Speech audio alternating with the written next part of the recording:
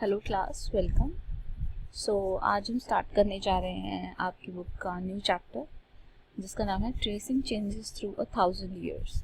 Changes को trace कर रहे हैं हम थ्रू 1000 ईयर कि इतने सालों में क्या क्या चेंजेस हुए हैं, मतलब टाइम के अकॉर्डिंग कितने चेंजेस हुए हैं हमारी लाइफ में, हमारी हिस्ट्री में, वो सब हम जानेंगे। अब यहाँ पे ये मैप दिख रहा है आपको take a look at map 1 and map 2। Map 1 was made in 1154 CE। ये 1154 CE में बना था, जो कि एक अरब जोग्राफर है अल इदरिसी, उन्होंने ये बनाया था, अल इदरिसी। The section reproduced here is a detail of the Indian subcontinent from his larger map of world, जो कि उसने एक दुनिया का पूरा नक्शा बनाया। उस पूरे नक्शे में ये इंडिया का उसने नक्शा, ये उसके अकॉर्डिंग ये इंडिया का नक्शा था, ठीक है। तो ये नक्शा बनाया। Map 2 was made in 1720 by a French cartographer। ये दिख रहा है मैप 2, ये किसी फ्रेंच कार्टोग्राफर ने बनाया था, ठीक है। अब हम इनके बारे में डिटेल में पढ़ेंगे कि ये है क्या। The two maps are quite different from each other even though they are of the same area। देखो ये जो दोनों मैप है, ये दिखाए, जो बनाने वाला है उसने बनाए इंडिया के ही है, लेकिन दोनों दिखने में कितने डिफरेंट है। ये कैसा दिख रहा है और ये कैसा दिख रहा है ना, इन दोनों में काफ़ी डिफरेंस है। In al Idrisi map south India is where we would expect to find the north India. देखो इन्होंने उल्टा मैप बनाया एक तरीके से। जो अल अदरसी है उन्होंने जो मैप बनाया वो टोटली उल्टा है। जहाँ पे श्रीलंका बिल्कुल ऊपर दिखाया हुआ है, देखो इंडिया के टॉप पे श्रीलंका दिखाया हुआ है, ठीक है। और साउथ इंडिया की जगह नॉर्थ इंडिया और नॉर्थ इंडिया की जगह साउथ इंडिया, पूरा मैप ही उल्टा है। तो उनके south India is where we would expect the north India and Sri Lanka is the island at the top. जो श्रीलंका है वो बिल्कुल टॉप पे रखा हुआ है।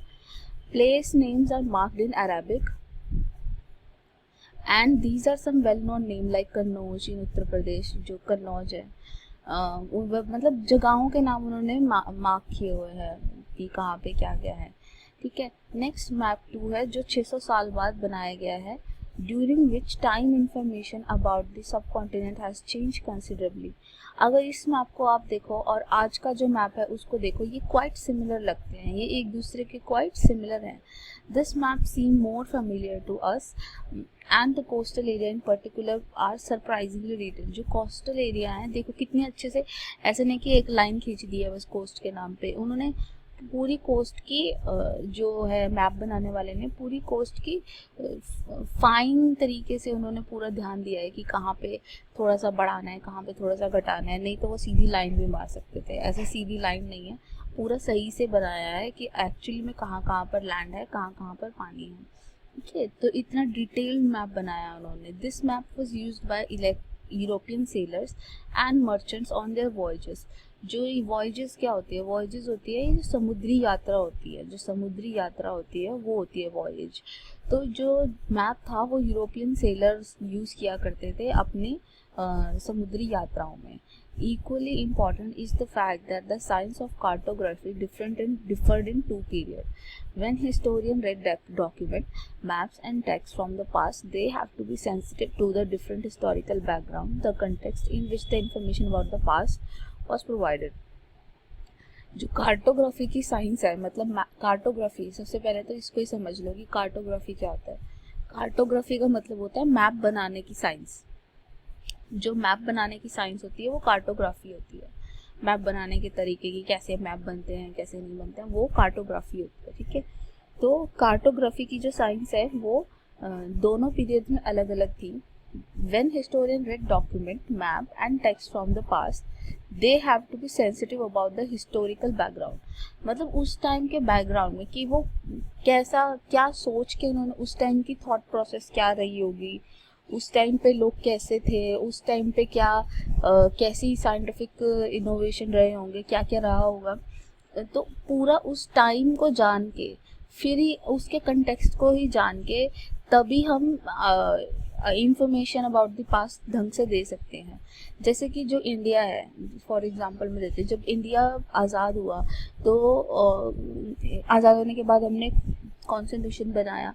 तो जो कॉन्स्टिट्यूशन है वो कौन से कॉन्टेक्स्ट में बना है, कॉन्स्टिट्यूशन इस कॉन्टेक्स्ट में बनाया है कि जब इंडिया आज़ाद हो रहा था तब इंडिया में पार्टीशन हो रहा था, तब इंडिया में तब लोगों की सोच क्या थी, तब लोग बहुत पुअर थे, तो इसलिए हमारा कॉन्स्टिट्यूशन पुअर्स के प्रति बहुत ज़्यादा झुका हुआ है। उस टाइम अनटचेबिलिटी थी, तो इसलिए कॉन्स्टिट्यूशन में अनटचेबिलिटी के बारे में लिखा हुआ है। तो मतलब हिस्ट्री की जो चीज़ें हैं उसको हमें वहाँ का कंटेक्स्ट देख के कि उस टाइम पे क्या हो रहा था, उस टाइम में क्या क्या चीज़ें हो रही थी जिसकी वजह से ऐसा मैप बना, या जिसकी वजह से ऐसा हिस्टोरिकल डॉक्यूमेंट बना, या जिसकी वजह से ऐसी पिक्चर, जैसे पुराने टाइम की जो मूवीज़ हुआ करती थी तो वो मोस्टली ऐसी होती थी जैसे कि खेती करने वाला किसान है, गरीब किसान है, और उसको लाला जी ने मार दिया, ये कर दिया, वो कर दिया। तो ऐसी चीज़ें हुआ करती थी क्योंकि उस टाइम पे, जिस टाइम की वो पिक्चर्स हैं उस टाइम पे ऐसा ही हुआ करता था।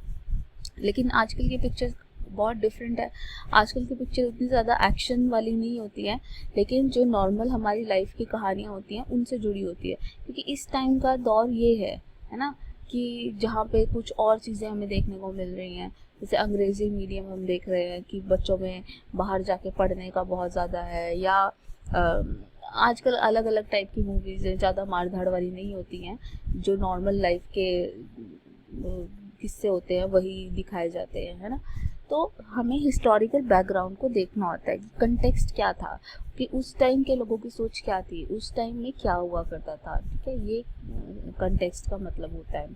New and old terminology, if the context in which information is produce changes with the time, what about the language and meaning. देखो, जो अगर कंटेक्स्ट चेंज होता रहता है टाइम के साथ, कि पुराने टाइम में कुछ और कंटेक्स्ट था, अब के टाइम में कुछ और कंटेक्स्ट है, तो क्या लैंग्वेज और मीनिंग जो है वो भी चेंज होते रहते हैं। तो ये सच है कि लैंग्वेज और मीनिंग भी टाइम के साथ साथ चेंज होते रहते हैं। जो पहले कुछ और मतलब निकलता था एक बात का, आज कुछ और मतलब निकलता है उसी बात का। तो ऐसे लैंग्वेज और मीनिंग भी डिफर होते रहते हैं। ये कैसे होते हैं वो हम देखते हैं क्या है। Historical record exist in a variety of language which has changed considerably over the year। Historically records जो है वो अलग अलग लैंग्वेजेस में है, which have changed considerably over the years। ठीक है, जैसे एग्जांपल यहाँ पे है कि लैंग्वेजेस भी कैसे चेंज हो गई हैं। जो मेडिवियल पर्शियन थी, जो मेडिवियल पर्शियन एक लैंग्वेज है, वो आज की जो मॉडर्न पर्शियन है उससे बिल्कुल अलग है। जो मेडिवियल पर्शियन थी वो आज की लैंग्वेज से बिल्कुल डिफरेंट है। The difference is just not with regard to the grammar and vocabulary, बल्कि शब्दों का मतलब भी टाइम के साथ चेंज हो जाता है। शब्दों का मतलब भी टाइम के साथ, देखो लैंग्वेज भी टाइम के साथ चेंज होती है। जैसे पहले में भी संस्कृत बोलते होंगे एंशिएंट इंडिया में, बट अब हिंदी बोलते हैं। टाइम के साथ लैंग्वेज तो चेंज होती है, बट शब्दों के मतलब भी चेंज हो जाते हैं। जैसे कि एग्जाम्पल है, टेक फॉर एग्जाम्पल हिंदुस्तान, ठीक है। Take for example Hindustan, for example today we understand it as India the modern nation state. जो हिंदुस्तान का मतलब है हम उसे क्या निकालते हैं, हम उसे बोलते हैं कि ये इंडिया है। इसका मतलब है इंडिया, जो इंडिया की पॉलिटिकल बाउंड्रीज है वो है Hindustan. When the term was used in 13th century by Mehnaz Siraj, a chronicler who wrote in Persian, he meant the area of Punjab, Haryana and the land between Yamuna and Ganga। जब ये word first time use हुआ था हिंदुस्तान, तो ये use किया था मेहनाज सिराज ने।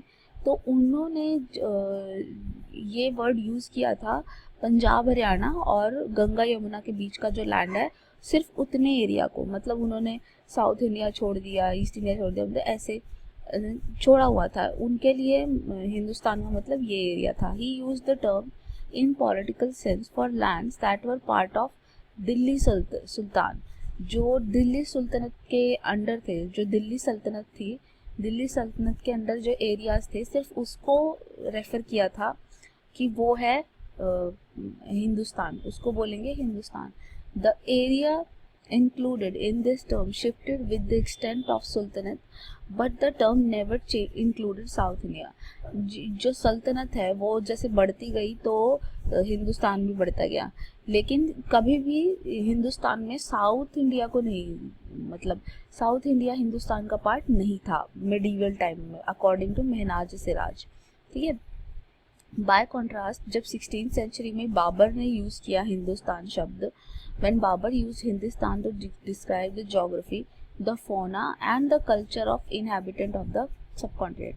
जो बाबर था, बाबर ने डिस्क्राइब किया कि जो हिंदुस्तान टर्म है वो एक्चुअली फोना एंड द कल्चर, फोना होता है ये जो जंगली जीव जानवर वगैरह एक कॉन्टिनेंट पे होते हैं, यहाँ की जोग्राफी, यहाँ का फोना and the culture of the inhabitant of the sub, और यहाँ के कल्चर को रेफर किया कि जो ऐसा कल्चर फॉलो करता है वो हिंदुस्तान है, ठीक है, जिसमें ऐसा फोना है कि जहाँ पे मानसून में बारिश होती है और वैसे वो गर्मी रहती है, ऐसा है सर्दियों में बहुत ठंड होती है, तो ऐसे मतलब फोना यहाँ का पूरी जोग्राफी, यहाँ का फोना मतलब जो जंगली जीव जंगली जानवर होते हैं, वाइल्ड लाइफ होती है, ठीक है, फ्लोरा एंड फोना, फ्लोरा मतलब ये प्लांट लाइफ एंड फोना मतलब जो वाइल्ड लाइफ होती है। तो यहाँ की वाइल्ड लाइफ, यहाँ का कल्चर, इन सब को इंक्लूड करके उसने बोला था कि ये क्या है, ये है हिंदुस्तान, ठीक है। As we will see later in the chapter, this was somewhat similar to the way 14th century poet Amir Khusro used the word Hind. While the idea of the geographical and the cultural entity like India did exist, the term Hindustan did not carry the political and national meaning which we associate with it today.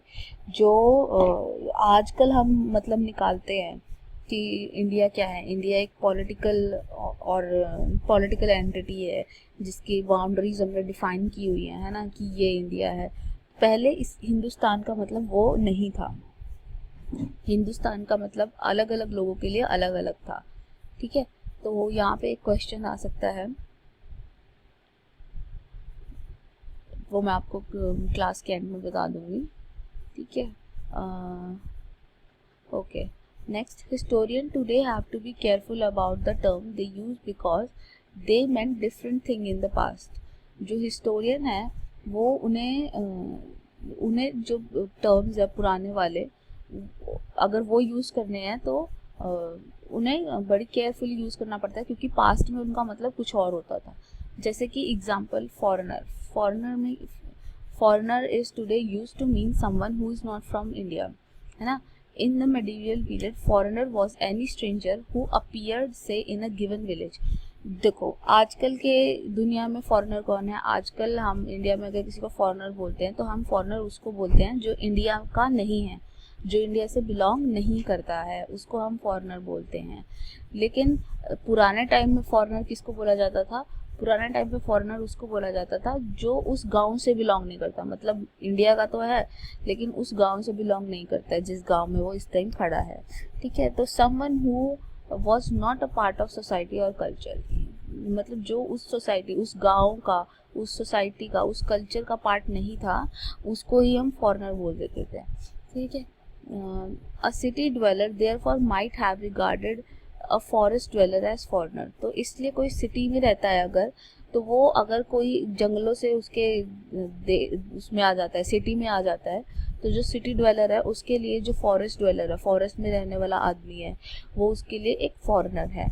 But to peasants living in the same village were not foreigner.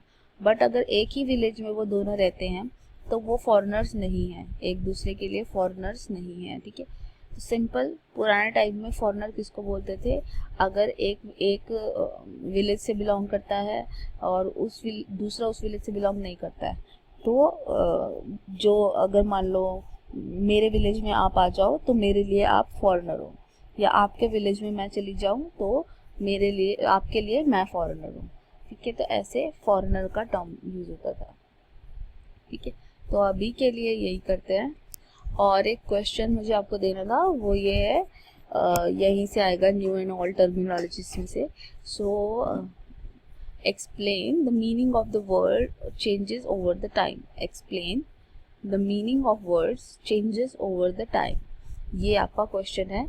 Explain the meaning of words also changes over the time. तो इसमें आप हिंदुस्तान और foreigner का example लोगे कि हिंदुस्तान जो term है वो महनाज सिराज के लिए क्या मतलब रखता था, बाबर के लिए क्या मतलब रखता था, ठीक है, और आजकल क्या मतलब रखता है हिंदुस्तान का मतलब, ठीक है। हिंदुस्तान महनाज सिराज के लिए क्या मतलब रखता था, पंजाब हरियाणा जो दिल्ली सल्तनत का एरिया है वो कहलाता था हिंदुस्तान में राजस राज के लिए।